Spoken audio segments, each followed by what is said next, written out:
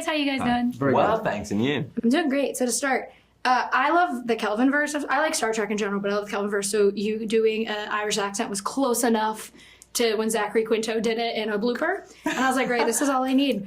But I do like that you get to just kind of have fun, both of you. And so in a show, or in a movie like this, how exciting is it to be in the world of Star Trek but get to have a lot of fun with it instead of having to have the kind of strict limitation that Starfleet sometimes does have?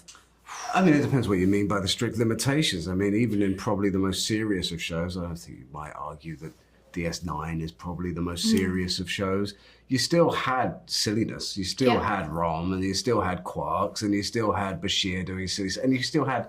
Star Trek doesn't exist without laughter and silliness. I mean, even Picard made jokes and did silly things on various moments. It's always been part of the universe. It was part of the original series. That was the charm of the, the big three guys. Whenever they, with Bones, Spock, and Kirk, they were off. It was about spending time with people you love, and I think that we continue that tradition by, if I toot my own horn, is we have this amazing cast, and we have this amazing, and genuinely a chemistry which has been mind-blowing to be a part of, that I think comes across on screen, that kind of fun dynamic. And I think that is part of Star Trek, and I think the whole point of this movie is we are on the very outer edges of Federation space. We're not in the Federation, and we can be dumb. Yeah. And we can be dumb. Well, yeah, because I was like, I labeled this as like, you look at the most fun episodes of Star Trek, and that's what this entire movie it feels like.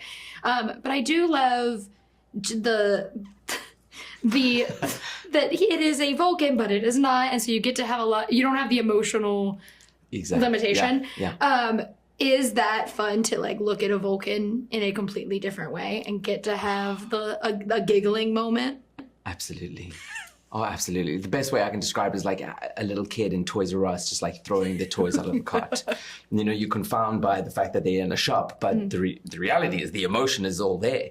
So like for Fuzz, he is wild and unhinged, but again, what you see is not what you get. So there's an expectation the first time you see him, but we immediately break that.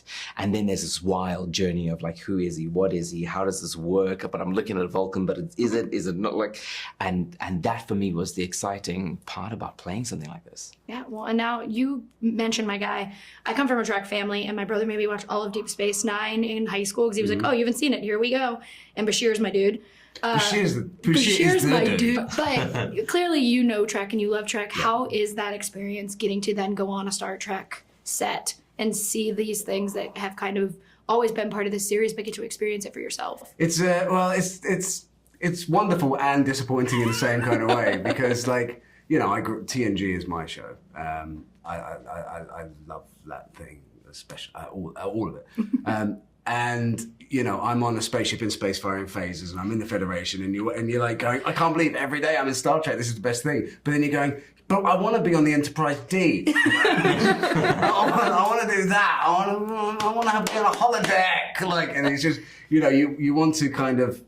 I can't remember which con it is, but they build a bridge sometimes, and you go and enjoy and sit on the bridge, stuff like that. It was in Vegas. There was one in Vegas. Yeah, exactly. I want to do that. So the actor in me is really enjoying it and like going, this is amazing. But the fan in me is going, yeah, but I want more. But we got to feel his joy. There is a beautiful story. Like when we did our first day in the spaceship, like he just came out and there was this exuberant, like childlike quality of him, and he just stood there and he's like, I'm on a spaceship.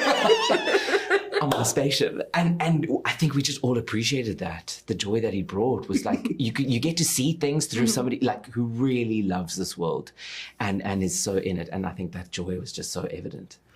I love that. Well, thank you guys so much for talking to me. I really appreciate it. I can't wait for everyone else to see it.